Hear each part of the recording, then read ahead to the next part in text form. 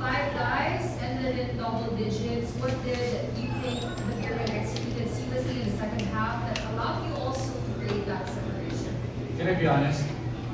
I don't know. I really don't know. They just played. I think they came out with a sense of urgency in the second half.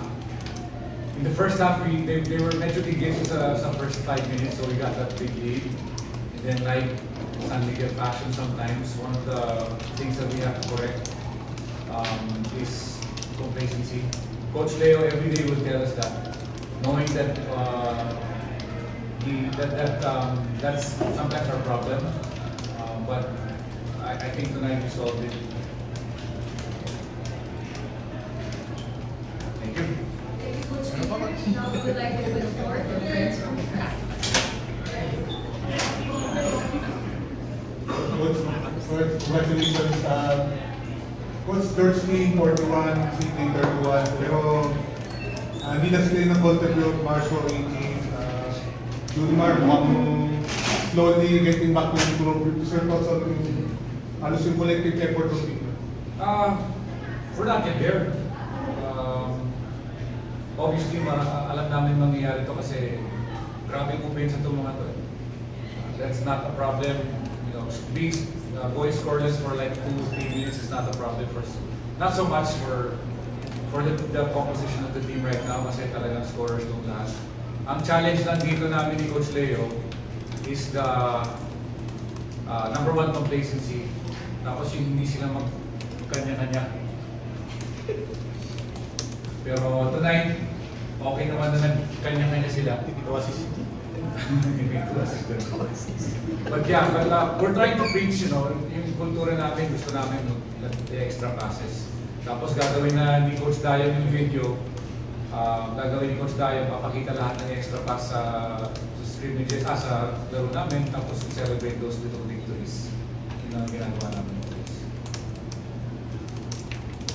Okay, yung cut off yung third quarter nyo with the 4-point shot. Talk about yung after mawala yung lamang nyo yung third quarter, na-restore nyo yung control ng game sa pagod. We just stayed composed talaga, and yung nga sabi ni Coach B, nagkanya-kanya kami, and nawala yung radio namin. So, we just figured it out, and just keep attacking the basket and taking out the ball. So, we're lucky na na-shoot ko, and lalo na ako, nag-impress sa sarili ko na makashoot ako. Okay. Yeah. And, Coach Leo, kamusta?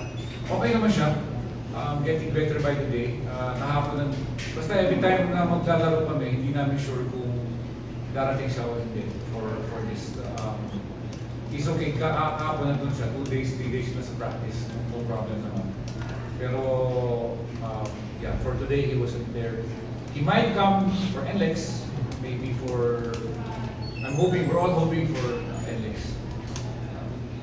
Coach, speaking of, you're facing NLEX nga with new coach, Coach Jimmy, you worked with him prior to San Miguel. Ano na kung masasabi mo sa matchup na yun with Coach Jimmy as the coach? Hindi lang si Coach Jimmy as a coach. Alam natin talagang fired up yung NLEX kaya 3-0 din sila. Muntik silang, namuntikan sila dahil meron silang complacency rin nung lumamang din sila ng malaki. Same with us, but wala no. We'll go back to the coaches, we'll talk about it, we'll see what we can do, we'll see what their strengths, their weaknesses. And every game for San Miguel is a really tough game, especially without Coach Leo right now. Coach, obviously, last conference kasi you had problems with the imports. So, it's safe to say na wala na yung problemang Oh, very na- safe. Very, very safe. Alam mo, kung tinitignan niyo yung minsan kukunin yung board, siya mag-ano ng play para sa amin. Makes our job really much easier. And then he talks to the players. At the start, he won't be so aggressive. The first game, puro pasa nga siya eh. Sabi ko nga sa kanya na it's up to him, he knows how to play with these guys, he knows how to motivate. So, konti pa siguro, konting familiarity pa magiging okay. Depende na lang siguro, mag-adjust kami ng konti pa. Coach, Judimar played 26 minutes yung fourth quarter, 18.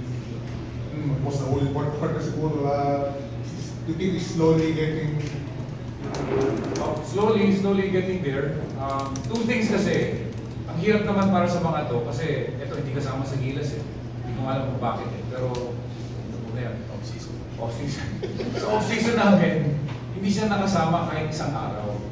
Ang unang practice niya is the game right before our first game. So, two things. Number one, I think he's almost there, 80% in shape. Pero medyo masakit yung kanyang elbow, number one. Number two, before he is able to incorporate with what we've been doing for the past 5 weeks, parang nasisira minsan eh pag pinapasok eh. Kasi hindi naman siya, siyempre sa dulo kailangan natin si Neymar. Ngayon pa lang na feeling his way back. So, yan. Today, 26 minutes, baka next day, same 26 minutes again. Palaki ng palaki yung ano niya, yung ambag niya sa team.